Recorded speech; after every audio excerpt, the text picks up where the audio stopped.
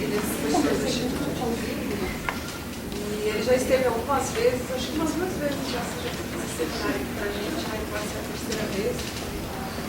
Um pessoal novo que não conhece, ele trabalha então com... Ele tem um pouco de física na vida dele, de químico. Ele trabalha com várias técnicas físicas, e agora ele trabalha com mais terapia farmacodinâmica, né? E já teve uma física trabalhando com ele, né? A Rosane, fazendo pós-doc com você, trabalhando com o Zé Scan. Então hoje ele vai contar um pouquinho com a gente da pesquisa que ele está fazendo atualmente nessa área de terapia farmacodinâmica. Agradeço a sua presença. Muito obrigado, Beth. Aceitado o convite. Foi um prazer. Peço desculpas se eu demorei para mandar título, mas acabou chegando, né? Espero que não seja repetitivo. Eu acho que as outras vezes que eu vim falar aqui eram realmente temas distintos, né? E a nossa vida vai mudando, evoluindo, e eu vou falar o que eu tenho feito nos últimos 3, 4 anos. Então, o título é bem genérico, porque eu estou numa transição. A gente está passando desse estudo mais focado em terapia fotodinâmica para uma coisa mais aberta, efeito de interação de luz com o tecido. Então, processos de fotossensibilização que são interessantes para a ciência da vida. Embora a maior parte do tempo eu vou falar de processos que são envolvidos em tratamentos por terapia fotodinâmica. Mas para começar, eu vou falar do que acontece quando as plantinhas interagem com o sol. Então todo mundo sabe que, graças à fotossíntese, nós estamos aqui. O rendimento de fotossíntese, ele depende da irradiância. Quanto mais luz você põe, maior o rendimento, até que chega um ponto que alcança um platô. E a partir desse platô, se você continua aumentando a irradiância, você pode até alcançar a fotoinibição. Isso acontece porque ocorre dano no aparato fotossintético das plantas. Isso acontece tanto com organismos superiores, as plantas que estão ali fora, que tem o cloroplasto, e se observou que, por exemplo, no cloroplasto, o rendimento de geração de uma espécie, que se chama oxigênio singlete, que eu vou mencionar mais para frente, é de tão alto quanto 0,2. Quer dizer que de cada 100 fótons, 20 acaba gerando esse oxigênio singlete. Então, isso aqui a gente vai ver que causa dano. Então, é por isso que tem esse processo de fotoinibição, porque você acaba gerando uma quantidade grande de oxigênio singlete quando você alcança esses patamares que levam à fotoinibição. Nas bactérias fotossintéticas, nós estudamos um pouco elas têm também um aparato fotossintético, só que é um pouco mais simples do que as plantas. Não tem cloroplasto, está aqui no citoplasma, tem organelas que fazem a fotossíntese, e já é muito bem conhecido como é que é a proteína que faz isso, né? O centro fotossintético deu o prêmio Nobel para esses 2 pesquisadores. Então aqui dentro tem os pigmentos que absorvem luz, e aqui também tem moléculas interessantes que são carotenos. Vocês vão ver que elas têm papel importante, porque a gente mediu que o rendimento de geração de oxigênio singlete nesse Rhodobacter sphaeroides, que é uma bactéria fotossintética, é 0,03, é bem menor que o cloroplasto, mas essa bactéria é menos suscetível à fotoinibição do que o cloroplasto. Já uma outra, Rhodopseudomonas viridis, que esse caroteno está mais afastado desse início da reação, ela tem um rendimento de geração de oxigênio singlete maior, e ela é mais sensível à luz. E uma outra que é sem caroteno, carotenoid less, ela gera 0,15, ou seja, de 100 fótons, 15 viram oxigênio singlete. E ela não consegue sobreviver na presença de luz. Então tem aí uma relação de presença de compostos que absorvem luz, protetores, e quanto que esse organismo fica sensível à luz. A nossa pele é parecida. A gente também tem uma relação de estímulo, dano, proteção com o sol que não está bem resolvida. Então a gente sabe que o sol é importante, porque sim, tem vários fatores de estímulo. Eu pus 2 aqui, que são os mais conhecidos, mas tem muitos outros que a gente não conhece ainda, e outros que são menos divulgados, mas estão já definidos. Dependendo da quantidade de sol, você causa dano, e aí tem uma divisão importante. Aqui o VB é absorvido por DNA e tem um tipo de dano. O VA não é absorvido por DNA e causa um dano por fotossensibilização indireto, também pela geração de oxigênio singlete, causa câncer de pele e tal. E aí tem a proteção quais são as moléculas que protegem, melanina, filtros. E aí é a área em que a gente está começando a investir, porque é interessante que a melanina está lá para proteger. Mas se você isola a melanina, irradia ela com luz visível ou ultravioleta A, aqui eu de 2 experimentos com luz visível, a gente mede um monte de oxigênio singlete. Um monte, eu quero dizer, perto de 1% de rendimento. Não é muito eficiente, mas é razoavelmente eficiente. Isso aqui depende de quanto que essa melanina está aberta, fechada, então é uma área que está mudando. Quer dizer, se expor ao sol, mesmo com filtro, tome cuidado, porque o visível também está fazendo algum efeito, mas é um assunto para uma outra palestra. Então, o que são essas reações de fotossensibilização?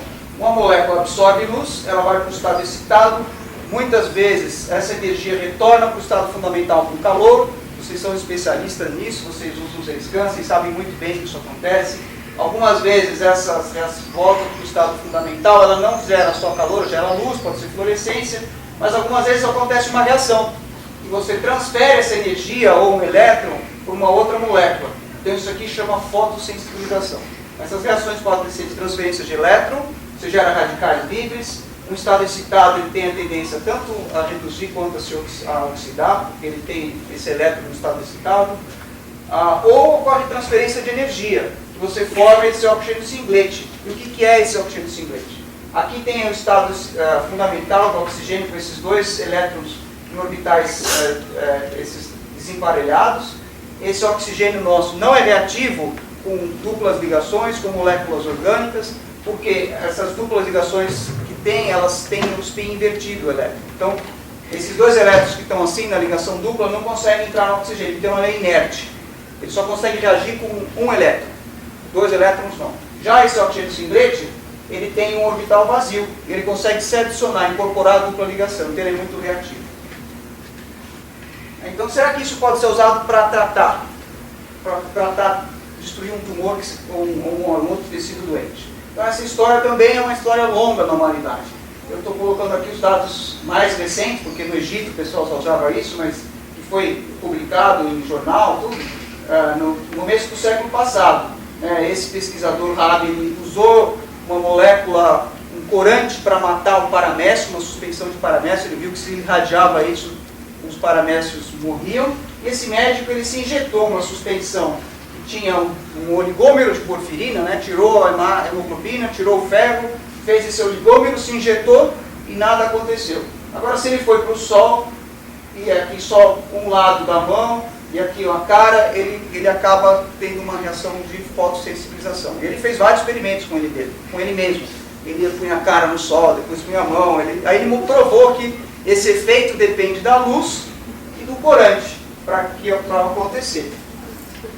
Então isso ficou bastante tempo inerte na literatura, até que na década de 80, uns pesquisadores do Centro de Pesquisa de Câncer em Buffalo, nos Estados Unidos, eles fizeram estudos controlados, estudos clínicos com centenas de pacientes e provaram que esse método podia ser usado para tratar câncer. Isso foi aprovado em 93 pelo FDA, principalmente câncer de pulmão, trato digestivo e depois cabeça e pescoço. Então a técnica depende de luz, a molécula que absorve a luz e do oxigênio, que é o aceptor final dessa energia que vai ser absorvida. Essa molécula que o Dougherty usou é basicamente a mesma que o Fritz Meyer se injetou no começo do século, sem muitas mudanças, um pouquinho mais purificada, mas essa molécula não entra na célula, ela se agrega na vasculatura do tumor e ela causa anóxia, porque ela destrói a vasculatura e o tumor morre por falta de oxigênio. Tem vários problemas dessa terapia, porque para excitar essa molécula você precisa de um laser pulsante, então é muito caro nessa época, que poucos grupos tinham isso. E um outro problema é que é pouco eficiente, porque quando você causa anóxia, você diminui a concentração de oxigênio e você diminui também a eficiência. Então, se tiver algum outro tipo de mecanismo, é interessante. Então, hoje, o PTT está ganhando uma abrangência muito grande. Quando eu comecei essa pesquisa, eu falava com qualquer dermatologista, ninguém sabia o que era terapia fotodinâmica. Hoje, quem vai ao dermatologista sabe que o dermatologista conhece essa técnica e usa.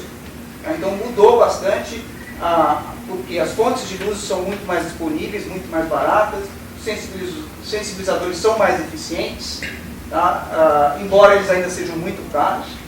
E tem novas aplicações, não é só câncer, mas várias outras doenças que não têm outro tipo de tratamento estão acabando sendo tratadas por terapia fotodinâmica. O problema é que ainda tem bastante resultado negativo, ninguém sabe por quê, os protocolos são empíricos, quanto de luz que põe, quanto de molécula, ninguém sabe, é tudo baseado em empirismo, e a razão disso é porque os mecanismos fotoquímicos no ambiente biológico são desconhecidos. Então, voltando um pouquinho para os fundamentos, o que se conhece sobre isso, a molécula a fotoativa absorve luz, ela pode emitir fluorescentes, ela pode decair com um mecanismo não radioativo, ela pode cruzar por uma espécie que se chama triplete, onde tem uma inversão de spin. Essa espécie de triplete, a vantagem dela é que ela reage muito eficientemente com o oxigênio, formando o oxigênio singlete. Então, esse tipo de reação a gente chama de reação tipo 2. O oxigênio singlete reage com ácido nucleico, proteína e lipídio. Ele também pode gerar outros radicais, mas isso aqui é chamado de reação tipo 2. A reação tipo 1 são as que são direcionadas por radicais. Transferência de elétron, geram radicais, que pode gerar radical hidroxila. Isso aqui é chamado de reação tipo 1. Então, hoje, como você vai pensar o que as pessoas estão fazendo para melhorar essa terapia, uma das coisas importantes é fazer moléculas mais eficientes. Tem vários grupos trabalhando nisso, eu citei 3 aqui. Todos eles estão indo para fazer moléculas fotoativas com uma dupla ligação que absorve uma região mais perto do infravermelho próximo, né, bacteroclorofila aqui em 800, porque penetra mais na pele. E também todas essas moléculas se busca uma eficiência maior de geração de oxigênio singlete. Então, basicamente esses dois parâmetros que são maximizados quando se busca uma droga melhor. Oxigênio singlete e absorção no visível infravermelho. Agora, o que eu vou fazer a partir de agora é fazer algumas perguntas e respostas. O objetivo nosso foi estudar os mecanismos. Então, várias questões, a gente trabalhou em várias questões. Então, eu vou fazer uma pergunta e a gente vai ver como é que foi respondido. Então, a pergunta agora é estudar os mecanismos das... será que isso é verdade? A pergunta é, será que a eficiência de geração de oxigênio singlete é realmente o melhor parâmetro para ser maximizado? Então, vou mostrar dados para vocês com 2 moléculas que são conhecidas, elas são usadas para terapia fotodinâmica, são baratas, eu vou mostrar alguns dados clínicos depois. Azul de metileno, que é uma molécula que faz muito triplete, 50% da energia absorvida vira no triplete. E esse outro, que é o cristal violeta, que ele é um fotossensibilizador muito pobre no sentido de gerar oxigênio singlete. Ele basicamente não gera, ele nem faz fluorescência. Se ele liga em proteína, a gente mostrou que ele faz um pouco de reação radicalar, né? Então ele é um fotossensibilizador, a princípio, que deveria ser desprezado, comparado com o azul de metileno. Então a gente foi fazer estudo para ver se podia fazer isso ou não. Estudo com célula, tá? Célula em cultura, é uma célula tumoral que chama RILA. Então aqui são os dados de sobrevivência dessa célula na presença de luz e na ausência de luz. Aqui do azul de metileno e do cristal violeta. Você vê que os dois são um pouco tóxicos no escuro, porque eles têm uma interação com a mitocôndria, depois eu vou falar sobre isso. Mas a toxicidade aumenta muito quando você coloca a luz. Então a sobrevivência cai bastante. Aqui a gente dosou quanto que tem de incorporação nas células, para poder saber quanto de luz que absorve. E aí a gente chegou num parâmetro que é a sobrevivência relativa do cristal violeta e azul de metileno, considerando a quantidade de fótons absorvidos. E aí, por incrível que pareça, a concentrações baixas de 1 micromolar, o cristal violeta era mais eficiente que o azul de metileno. Depois, se você aumentava a concentração, ele alcançava um valor parecido de eficiência. Então aí surge uma questão, por que será que um composto que não gera triplete e não gera oxigênio singlete também mata a célula? Então nós vamos estudar, será que ele não gera oxigênio singlete, mas gera outros radicais com uma eficiência maior? Então aqui está uma condição em que 20 micromolar, em que as duas compostos matam igual, né? Aí aqui a gente dosou o oxigênio singlete, a gente sabe fazer isso com emissão no infravermelho próximo, é uma característica que é só dele, limite 1270 nanômetros. Então aqui tem um espectro bonitinho das células tratadas com azul de metileno. O cristal violeta tem alguma emissão, mas é quase não mensurável. é quase no limite de detecção do equipamento, mas tem alguma coisa lá, mas muito pouco. Ou seja, gera menos oxigênio cinzento dentro da célula.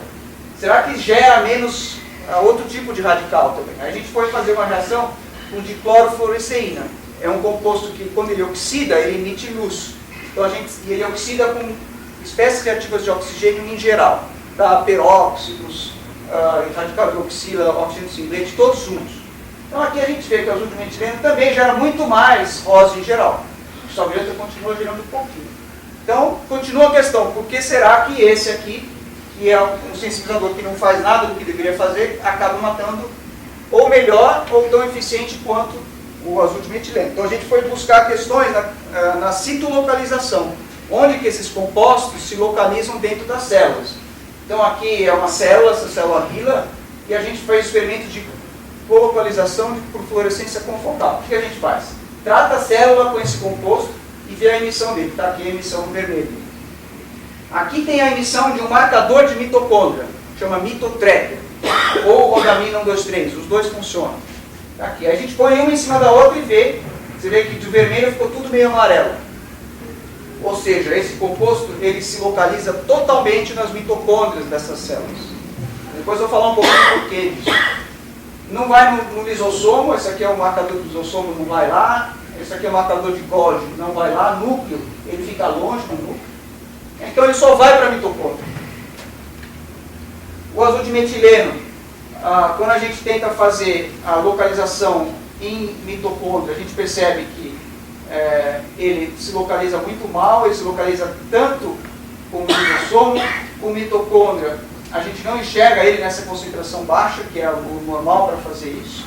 Se você aumenta a concentração dele na presença do marcador de mitocôndria, a gente percebe que ele está lá afetando de alguma forma a mitocôndria, mas ele também vai no lisossomo.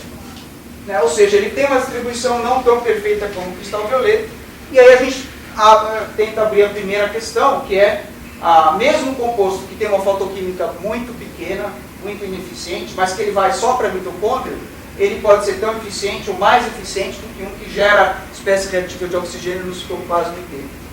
Então, a primeira resposta, a conclusão que eu queria chegar é que talvez, para você desenvolver sensibilizadores mais eficientes, procurar por seletividade seja mais lógico do que quantidade de espécies reativas de oxigênio.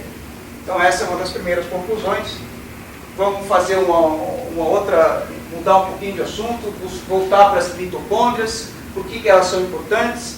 Então, logo depois do Dougherty, 10 anos depois que ele usou aquela molécula, a molécula que vai para a vasculatura, esse pesquisador, o Ozeloff, também trabalhava em búfalo, ele começou a investigar uma outra maneira de fazer a terapia fotodinâmica. Ao invés de usar aqueles oligômeros grandes, ele começou a usar moléculas que eram pequenas e que tinham carga positiva. Essas moléculas com carga positiva, elas têm a tendência a se acumular na mitocôndria. Por quê? A mitocôndria funciona, é uma organela que funciona, mantendo um gradiente eletroquímico de mais ou menos 180 milivolts. Aqui dentro fica negativo. Então uma molécula que está se difundindo na célula, encontra uma mitocôndria, acaba ficando lá. Tá? Então essa é uma maneira de você localizar as moléculas na mitocôndria. Isso hoje em dia, se você for buscar maneiras de desenvolver novos anticancerígenos, não só em terapia fotodinâmica, mas qualquer outra área, você vai ver que isso de fazer o alvo mitocondrial é uma das principais maneiras de desenvolver novas drogas hoje. Aí a gente se deparou com a questão, será que esses fotossensibilizadores que vão para a mitocôndria, eles têm o mesmo mecanismo fotoquímico do que os que não estão na mitocôndria? Então, para responder isso, a gente fez alguns experimentos, como a gente isolou a mitocôndria de fígado de rato. Colocamos elas em contato com o azul de metileno. Tá? Fizeram com os outros também, mas eu estou mostrando o dado com o azul de metileno. E aí a gente observa que a fluorescência da mitocôndria decai com o tempo. Por que isso acontece? Porque dentro da mitocôndria tem coenzimas reduzidas, que são NADH e NADPH. Essas coenzimas emitem luz. Quando elas são oxidadas, elas deixam de emitir luz. Então isso mostra que o azul de metileno, a gente já tinha visto o dado, ele vai para a mitocôndria, só que ele reage com essas coenzimas, ele fica reduzido e oxida elas. Então, mas isso quer dizer que ele vai lá para dentro. Agora, será que o rendimento de oxigênio singlete é o mesmo se você coloca uma mitocôndria que está energizada e uma mitocôndria que não está energizada. O que quer dizer isso? Só uma coisa. Oi. Nas suas transparências anteriores, você tinha mostrado aqui no conjunto dele, que ele vai muito, que seria mais difuso. Mais difuso. Preferencialmente na mitocôndria. Ele também vai na mitocôndria, a gente está mostrando que ele entra lá. Mas ele não se localiza só na mitocôndria.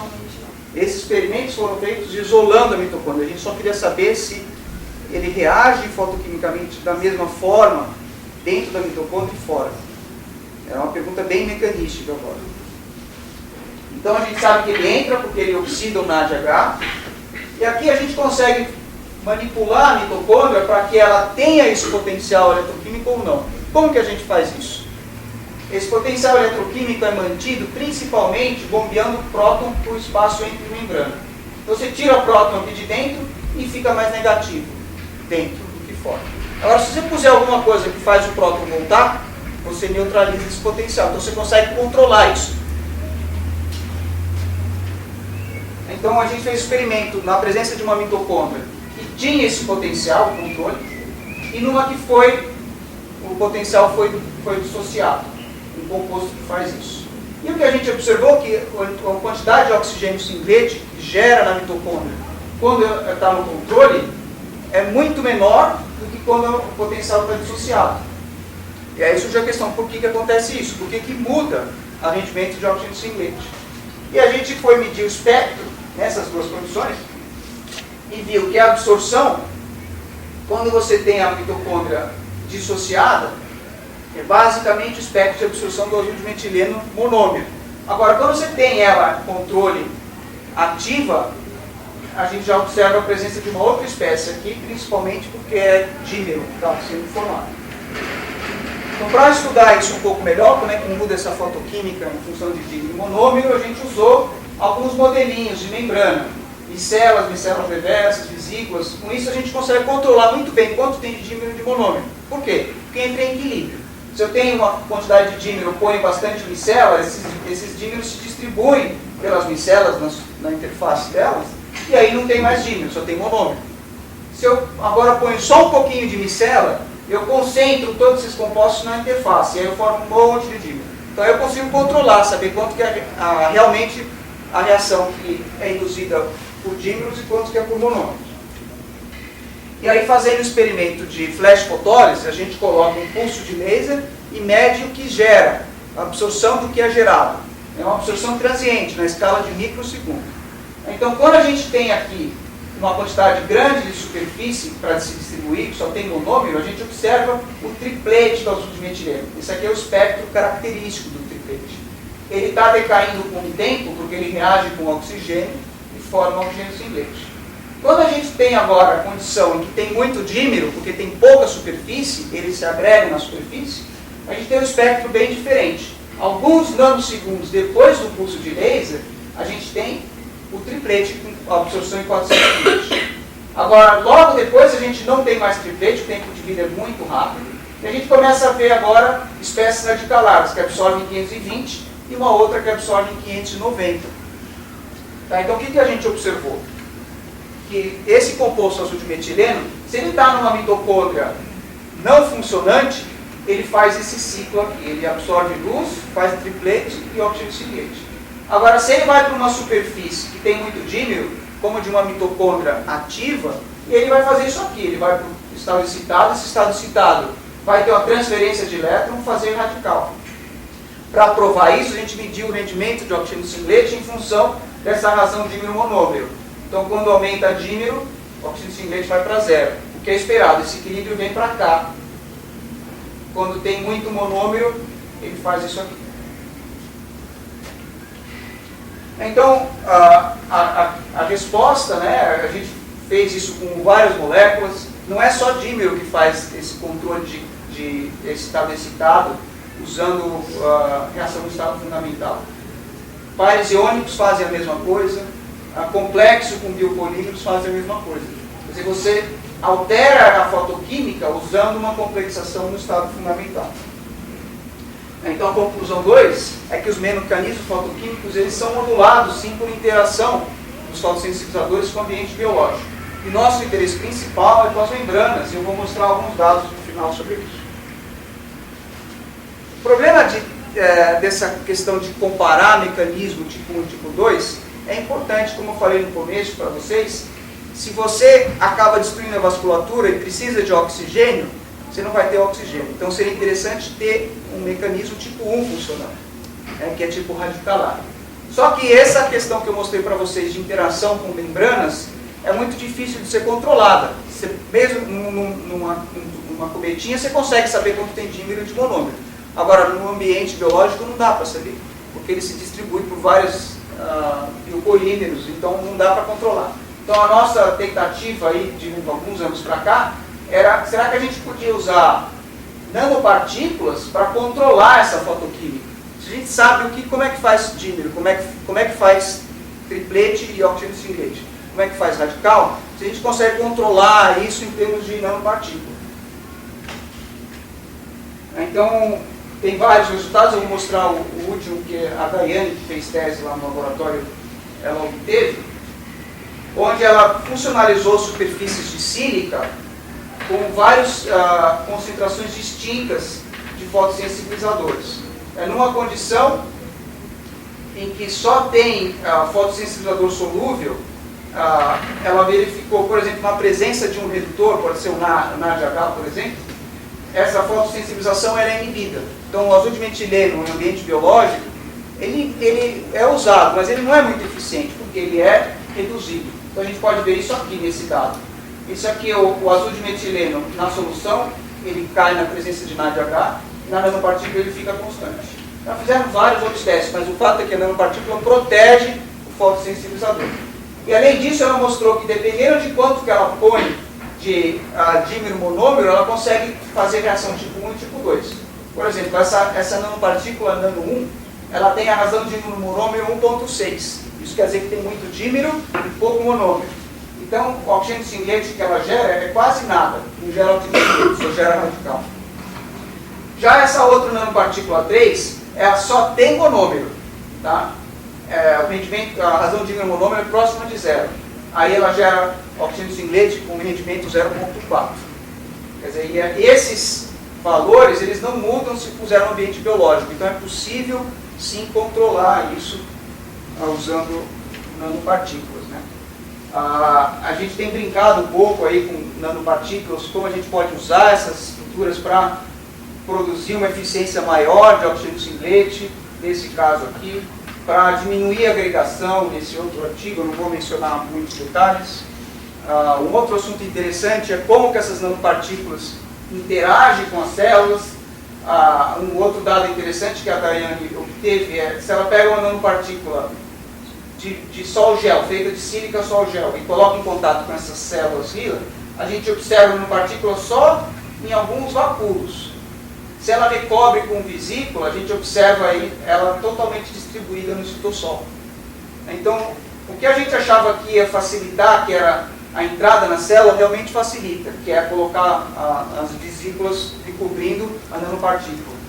Só que no final isso aqui é muito mais tóxico do que isso, porque você distribuiu a nanopartícula por todas as células e essa aqui acabou sendo mais eficiente. Então aí uma terceira conclusão. As nanopartículas são promissoras para serem usadas em terapia fotodinâmica, é uma área que a gente está investindo ainda, muita gente trabalhando nisso também ao redor do mundo.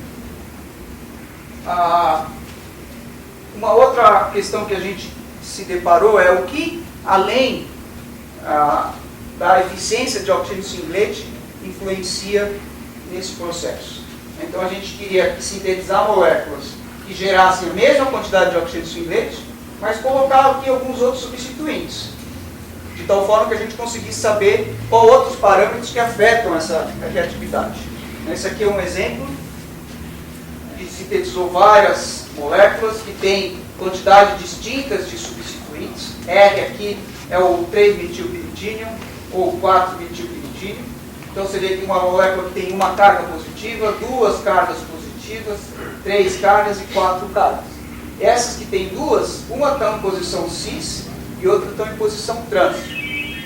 Todas essas que são 3-metil, elas geram a mesma quantidade de oxigênio singlete. As que são 4, elas geram um pouco diferente, porque Algumas delas agregam, mas eu não vou falar sobre isso. Vamos só prestar atenção nessas que são 3. Medimos a partição octanol-água para saber a tendência delas em ligar em membrana. E o dado é claro, quanto mais carga, maior, mais negativo o valor da partição octanol-água, quer dizer que vai mais para a água. Quanto menos carga, a tendência maior é para ir para o octanol. Então isso era conhecido, a gente só queria quantificar, é esperado. E aí nós vamos medir ligação em vesículas e ligação em suspensões de mitocôndrias. Aqui é vesícula, constante de ligação em função da carga do fotossensibilizador. Aqui é constante de ligação em mitocôndrias e a carga. E você vê que segue um perfil. Desculpa, aqui não é carga, aqui é log de P. A tendência da molécula de ir para a membrana. Então aqui, quanto maior o log de P, maior a ligação em membrana, o que é esperado. Quanto maior o log de P, maior a ligação e incorporação em mitocôndrias. Mas claramente tem algumas moléculas que fogem da reta. E as que fogem da reta são essas que têm as duas cargas em posição cis. Essas aqui, ó. Então, essas que são em cis, elas ligam muito mais em membranas, em vesículas, em mitocôndrias, do que se espera, baseado simplesmente no log de P. E aí a gente foi medir também a eficiência fotodinâmica. Então, isso aqui foi um trabalho feito pelo Fag e o Engelmann com hemácias. Então, ele arrancava o próprio sangue, dava o sangue para a ciência e fazia o experimento, isolava as hemácias, e aí ele punha numa cubetinha e ele media o espalhamento de luz. A hemácia é uma célula grande e ela espalha bastante luz. Quando a hemácia é quebrada, ela diminui muito o espalhamento. Então aqui a gente consegue ver o dano que se faz numa membrana da hemácia. Então aqui essa molécula que tem 4 cargas, ele ficou irradiando por mais de 1 hora para começar a ver algum dano. Aqui tem 3 cargas, demorou um pouquinho mais de 15 minutos. A com 2 cargas em trans, 6 minutos. Essa em cis, ele colocou, menos de 1 minuto depois de irradiação, já tinha destruído tudo. Ou seja, ela também é muito mais eficiente. Se você cobrar aqui log de P em função da eficiência fotodinâmica, essas que são em cis são muito mais eficientes. A gente mostrou que isso é porque o oxigênio cinzento é gerado dentro da membrana e por isso ele tem muito mais possibilidade de reagir com o lipídio e causar o dano. A gente tem trabalhado um pouco em síntese de novas moléculas, eu não vou falar muito sobre isso. E vou entrar num assunto que eu acho que é mais interessante aqui, que diz entender o efeito das reações de fotooxidação nas interações lipídio-lipídio e membrana-proteína. Então, para isso, a gente teve que desenvolver novas ferramentas e vou falar um pouco sobre isso. Então, o que se sabe muito bem hoje é que essas espécies reativas, elas reagem com moléculas biológicas, a gente sabe os mecanismos e causam produtos de oxidação. O que a gente quer entender é um pouquinho mais sutil em termos de como que essas reações afetam as interações entre as biomoléculas antes de causar um dano completo. Então esse trabalho foi realizado em colaboração com o pessoal da França, em Estrasburgo, com a Rosângela Ritter aqui, e com o senhor Caetano, que agora é professor da Unesp, eu acho. E o que acontece, o que a gente observa, é que quando a gente põe uma vesícula gigante na presença do oxigênio singlete, deixa esse oxigênio singlete reagir, essa vesícula gigante vai destruir. A gente mostrou que isso acontece porque você acaba causando quebra nos lipídios, formando tensoativos com a eficiência maior em destruição de membrana. Então isso é o dado inicial. Aí um trabalho foi feito em colaboração com a professora Riske, da Unifesp. A gente sintetizou essa molécula que ela entra dentro da membrana, é um lipídio ligado numa porfirina. E a nossa expectativa é que essa molécula ia ser muito eficiente. Ela ia destruir membrana muito mais rápido do que a outra, porque eu falei para vocês, se gera oxigênio singlete dentro, destrói mais rápido. Então a gente foi fazer a medida, a Karen foi fazer a medida, e viu que não destruía nada. Ela só observou um aumento aqui de fluidez, um aumento de área de lipídio, mas não observava a destruição. Depois a gente mostrou que isso acontece porque essa molécula ela logo é oxidada. Então logo que começa a reação, ela se oxida. E aí ela, inclusive, some a fluorescência. Então, com isso, a gente mostrou que é um bom modelo para estudar os passos iniciais dessa reação de fotooxidação. Então, o oxígeno cinglete, quando ele reage com a dupla ligação, ele forma esse hidroperóxido, né? Então, o lipídio que estava escondidinho dentro da membrana, assim, põe um grupo polar aqui e ele faz assim. Quando ele faz assim, aumenta a área, o lipídio. Né? Então, a Karen e a Rosângela mediram 8% de expansão de área. E isso foi calculado que é mais ou menos 60% de hidroperóxido, que é um monte. Então aí surge uma primeira questão que esses lipídios podem ter realmente um papel de proteção. Eles conseguem manter, ser danificados quimicamente pelo hidroperóxido e ainda assim manter um ambiente diferente de externo do interno. Um outro dado que foi medido aqui é que a eficiência de reação do oxígeno cinglete com a dupla ligação é baixa, é 1 sobre 300. De cada 300 reações, só um forma hidroperóxido. Também era um dado que não existia, que saiu desse trabalho.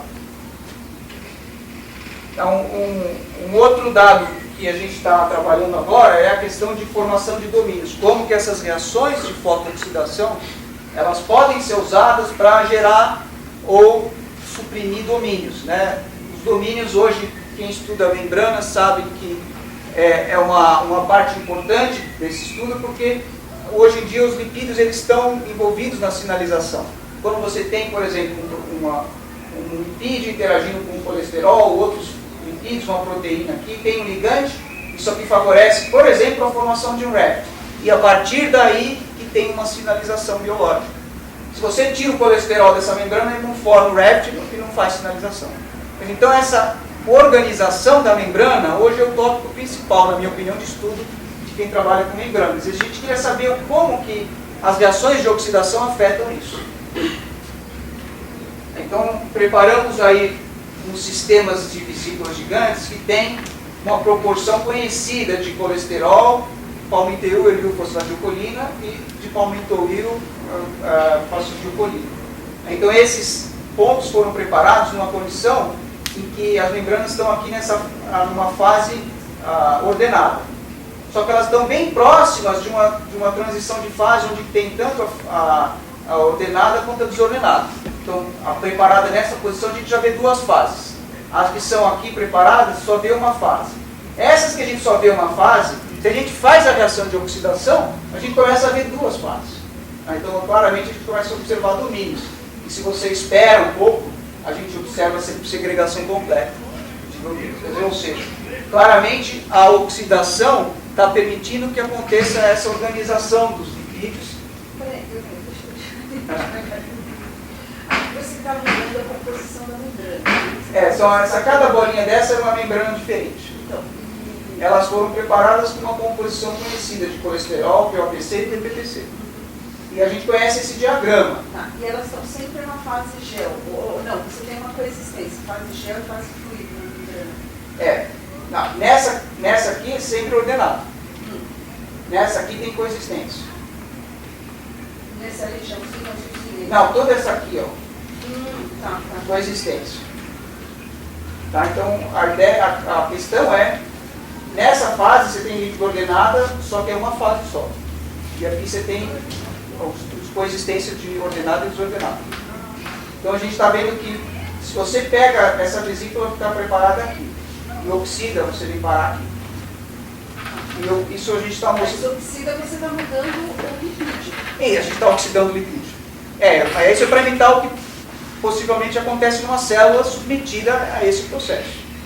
Quer dizer, você está fazendo o lipídio ficar assim. E quando ele fica assim, ele tem uma tendência maior para líquido desordenado, aí você vê uma segregação.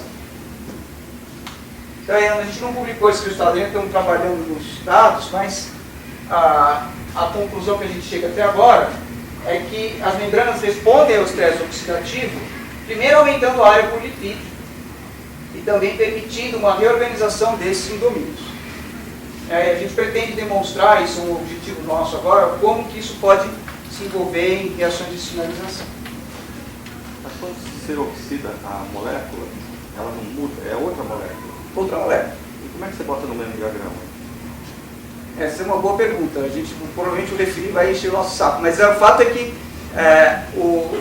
Ele é o ponto de partida. É o ponto de partida e ele é verdade. Se a gente porque não tem um diagrama de Ponto de chegada. com um DOPC oxidado, né? A gente vai ter que mudar um pouquinho aquele esquema lá. Mas o fato é que a composição lipídica permaneceu a mesma, só que um dos lipídios foi oxidado. Tem que botar mais uma dimensão aí. Mais uma dimensão, né? Agora você me pegou. Como é que eu vou fazer mais? Mas é uma boa, acho que é uma boa dica, a gente tem que pensar nisso. Como colocar um outro eixo aí. Mas é que não tem, a gente não tem os dados, né, de todas as... Você não consegue quantificar, né? Tem uma... Aliás, tem a Helena, que é uma aluna que está fazendo pós-doc agora, ela está trabalhando com o hidroperóxido puro.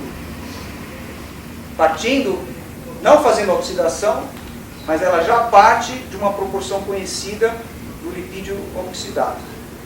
Então acho que aí a gente vai conseguir fazer isso. Falando de simulação.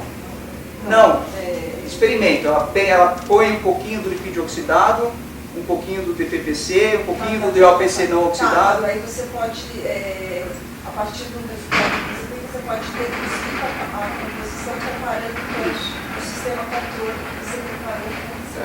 Mas ela não está ainda no ponto de ter o diagrama disso, a gente está começando isso.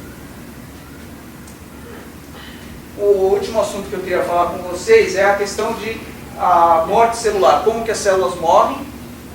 Tem vários mecanismos de morte celular. O mecanismo que a gente acha ideal é o mecanismo de apoptose, que é o mecanismo de morte celular programada. A mitocôndria tem um papel importante nesse mecanismo, porque se ela libera citocromo C, que é uma proteína aqui da cadeia respiratória, para o citossol, esse citocromo C consegue complexar com outras proteínas e formar o que se chama de apoptossomo, que vai cortar o DNA, vai transformar a célula para que ela morra sem causar uma inflamação muito grande. Agora, essa interação aqui, citocromo C membrana, ela não é muito bem, ela é muito estudada, mas não se sabe bem como que, no processo de apoptose, esse citocromo C acaba sendo liberado. Por que ele é liberado? Será que é uma oxidação no citocromo C? Será que é oxidação no lipídio? Será que não é oxidação em lugar nenhum, mas ele tem um mecanismo biológico? Então, para nós isso é muito importante, porque as moléculas que a gente estuda, elas vão para a mitocôndria. Então, a gente quer saber como que elas matam a célula. Então, vamos fazer esse estudo. Para medir essas interações do citocromo C com as membranas, a gente utilizou uma técnica que chama ressonância plasmônica de superfície. Nessa técnica, a gente mede com uma precisão muito grande a massa de material ligado na superfície, nanograma por milímetro quadrado, espessuras de filme, cinéticas de absorção e de desorção. Então, ela é uma técnica ideal para medir a interação de moléculas. A gente usou isso para interação de citocromo C com membranas. Para poder fazer esse estudo, aqui tinha um filminho, eu esqueci de copiar o arquivo, mas não tem problema. A gente modifica a superfície do sensor com uma membrana. Então, que vocês iam ver, essa modificação ia ficar mais clarinho, ia recobrir essa superfície mais clarinha, que era recobrir com membranas de vesículas. A gente pode controlar a composição. A gente põe uma vesícula que pode ser negativa, positiva, e aí modifica a superfície, por exemplo, com spots diferentes, composições lipídicas diferentes. E a gente foi medir a interação do citocromo C com várias dessas superfícies. Eu vou só apresentar dois dados que são os mais relevantes. Aqui é quando o citocromo C, concentração do citocromo C, saturação de superfície, então isso aqui é uma isoterma de ligação. Essa aqui é uma superfície que tem fosfato de ucolina, que é um lipídio neutro. E essa aqui é o dado que a gente tem quando tem fosfato de ucolina e fosfato de glicerol. 2 para 1, é uma superfície negativa. Então, claramente aqui tem um perfil hiperbólico, você está saturando a sua superfície com ligante, e aqui tem um perfil diferente. Se a gente botar em log, isso aqui fica linear, o que é esperado com uma isoterma tipo Langmuir, isso aqui fica em S, mostrando que tem algum tipo de cooperatividade. A gente foi buscar na literatura o que podia estar acontecendo, e aí tem sim alguns estudos mostrando que o campo elétrico afeta a distribuição dos lipídios. Então aqui, esses pesquisadores puseram uma membrana num campo elétrico e mediram que os lipídios negativos eles são atraídos para o polo positivo. Tem uma separação de fase bastante eficiente. Aí isso aqui levou outros pesquisadores, o Marsh e o May, para calcularem o que acontece então se você tiver uma proteína que se absorve na superfície. E eles calcularam isso que forma domínios. Essa proteína positiva ela vai atrair lipídios negativos. Esse cálculo aqui foi feito calculando mais ou menos 10 moléculas sendo atraídas. Já esse Silvio May calculou que os domínios podem ser muito maiores. A gente, com o nosso sensor, a gente fez a FM, nessa condição em que tinha o citocromo sem citocromo C, a membrana estava aqui. Tá? Esse aqui no modo de fase a gente consegue observar isso. E com 200 nanomolar de citocromo C a gente observa aqui alguns domínios que estão aí na faixa de centenas de âmbitos. Quer dizer, então, a gente imagina aqui os lipídios, o citocromo C, quando ele liga na superfície que tem lipídio negativo, ele atrai mais lipídio negativo e faz com que esse sítio tenha uma afinidade maior pela proteína. A gente escreveu aqui um modelinho para explicar aquele dado em sigmoidal, baseado no modelo de Hill. A gente considera aqui um lipídio ligando com um certo número de proteínas e formando um domínio. E aí esse modelinho permitiu a gente calcular uma mudança de constantes. Quer dizer, esse aqui é a fosfatidilcolina, tem uma única constante, que é essa constante de dissociação de 0,4 micromolar. Já esse modelo que tem dois lipídios misturados, ele fornece uma constante de dissociação de 0,4 e uma outra que é 10 vezes maior. Quer dizer, então a proteína liga, aumenta a afinidade e aí tem um parâmetro de cooperatividade, que é o quanto que muda essa afinidade do proteína pelo lipídio. Eu não vou aqui um pouco mais de detalhe, o que eu queria mostrar vamos ver o que acontece agora na interação da proteína com a membrana se a gente oxidar a proteína. Então a gente sabe oxidar o citocromo C, se a gente faz isso em solução, a gente gera uma bagunça, faz todo tipo de oxidação. Se você usa aquele sisteminha de micela que eu falei para vocês, que só tem monômero, só gera o artigo singlet, e aí a gente só vê um tipo de proteína que a gente chamou de citocromo C405, que é uma proteína que tem danos oxidativos na metionina e na tirosina. Será que essa citocromo C405, será que ela tem uma afinidade menor pela membrana? Será que essa é a razão da proteína, o citocromo C, sair da mitocôndria e ir para o citossol para gerar apoptose? Então a gente mediu em 2 pH, 6.8 e 8. O que a gente observa é que essa medida aqui de citocromo C, essa aqui já é uma membrana que imita realmente a mitocôndria, tá? É um modelo de mitocôndria, então a cooperatividade é um pouco diferente. A constante de dissociação da proteína nativa é 1, e ela, na verdade, a constante de dissociação do citocromo C405 nesse pH praticamente dobrou. Eu sei que é pequena a diferença, não dá para falar muito nesse caso, mas a cooperatividade diminuiu bastante. Mas parece que aumentou a afinidade do citocromo C por essa aqui. Já em pH 8, não tem nenhuma cooperatividade. Então, o citocromo C ele já nem sente esses rearranjos de domínios. Então, a nossa conclusão é que a oxidação do citocromo C ela não é responsável pela liberação dessa proteína para o citossol. Então, agora vamos fazer a oxidação do lipídio. Então, a gente sabe fazer o hidroperóxido, eu falei para vocês, é uma reação conhecida. E agora vamos ver o que acontece com essa afinidade citocromo C membrana, se a gente usar uma superfície que tem 25% de hidroperóxido. Então essa aqui é a curva de ligação do controle, essa aqui é a curva de ligação quando tem hidroperóxido. Aqui a gente observa que a constante de dissociação na presença do hidroperóxido, ela aumenta 20 vezes. Então a afinidade da proteína pela membrana diminuiu.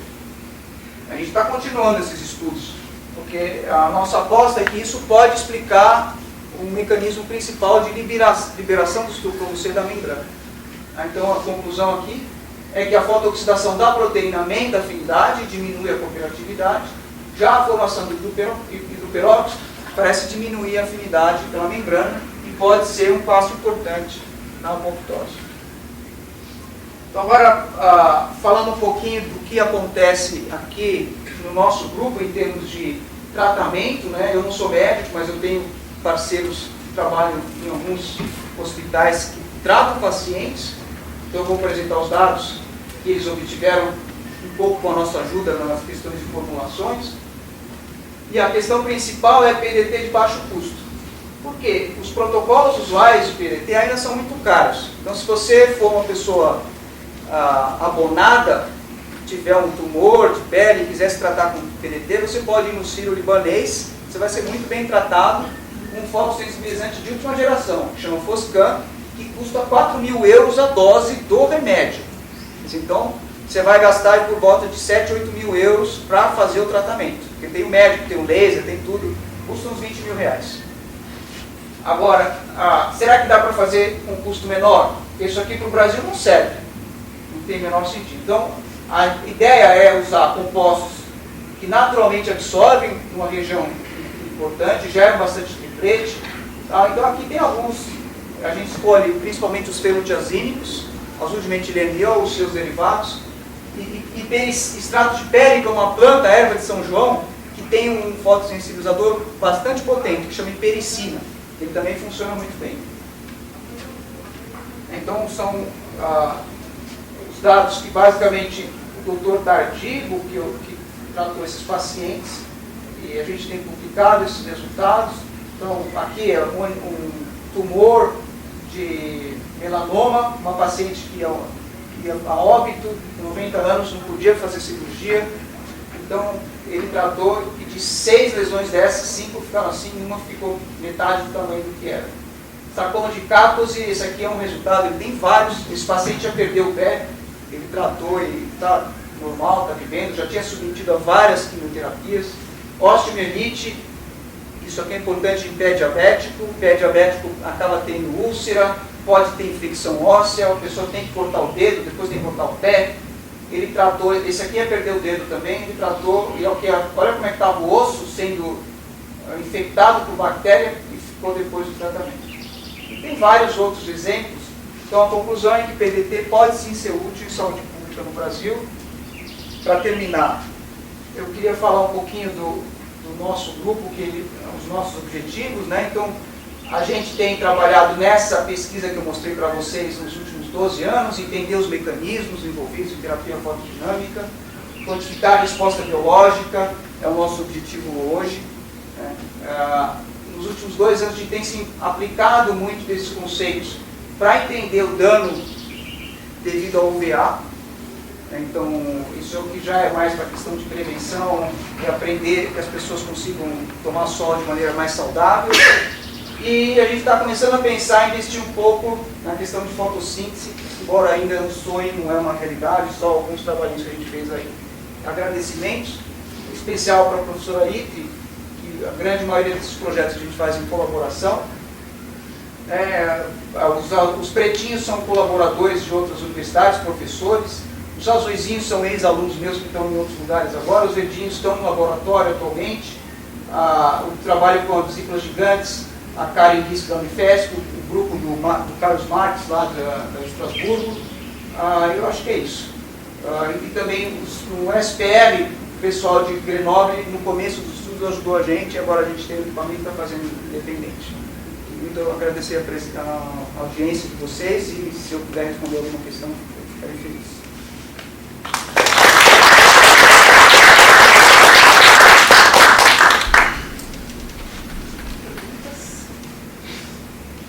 Aquela Liane é a que faz os xerofluidos?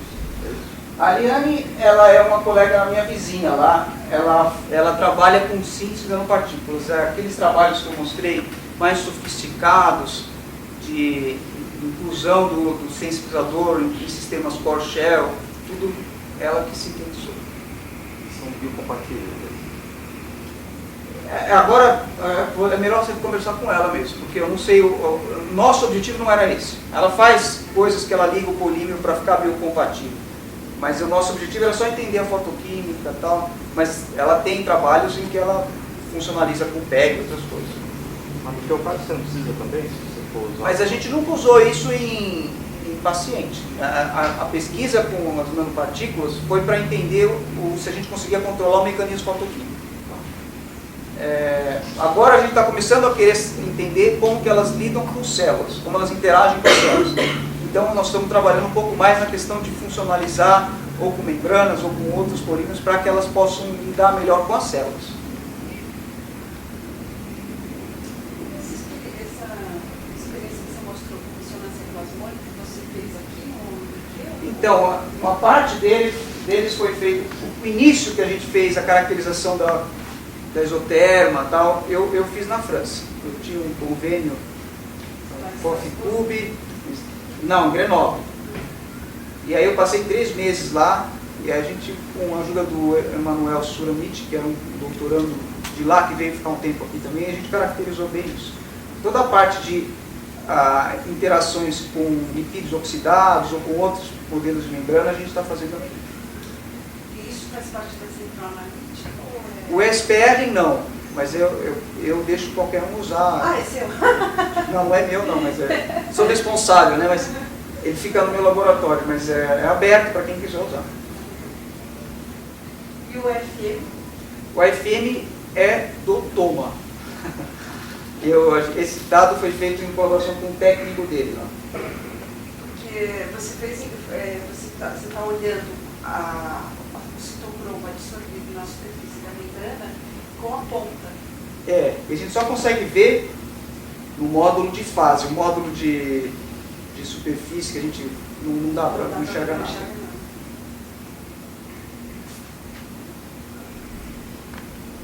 Aquela história daquele diagrama de fase que você colocou lá, o que você chama de fase exatamente? Na hora que você põe lá, você fala, isso aqui é uma fase. O que define a fase? Ela tem para você lipídios lá? que estão numa condição líquido ordenada. É o Arial Fiore, É isso aí. Mas não é você não está numa fase lamelar, você está numa fase Não, líquido ordenado. É só. vesícula, não é? Hã? Você está olhando Sempre uma fui, vesícula. É uma vesícula e a membrana, dentro da membrana a gente tem lipídios que estão na fase do lipídio, líquido ordenado. A gente não tem quantidade grande só olhando para as membranas, como é que estão os lipídios dentro das membranas. Trabalha sempre em excesso de água, mas aí você muda a fase com a composição. Composição do lipídio dentro da membrana, é isso. Você não pode chamar isso de fase. Sabe? Essa é a minha dúvida. Porque uma fase termodinâmica tem uma definição clara. Então você é um sistema, em princípio, homogêneo. Agora, você está vendo uma bicamada. É uma fase gel, não é? A gente chama isso. Pode ser que não seja próprio nesse sentido. Mas você pode ter esses domínios pelo fato de que a membrana não é uma única molécula. Você tem uma mistura de moléculas. E isso permite termodinamicamente de você ter regiões diferentes, com 2 fases coexistindo em certo intervalo de temperatura. É isso que ele disse, exatamente. E se você tiver um único tipo de molécula, aí pela regra de fases você tem uma transição numa temperatura única, bem definida. Mas se você tiver uma mistura, com a regra de fases, você consegue ter um intervalo de temperatura em que você tem coexistência das 2 fases, a gel e a fluida. É isso aí.